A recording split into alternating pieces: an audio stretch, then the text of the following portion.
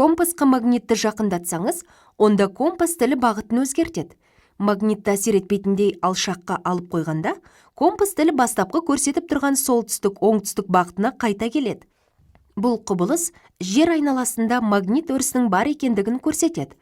Компас тілінің солтүстік полюсы магниттің оңтүстік полюсына тартылатындықтан, бұл солтүстікте жердің оңтүстік магнит полюсы орналасқандығын білдіреді. Жер алып магнит секілді.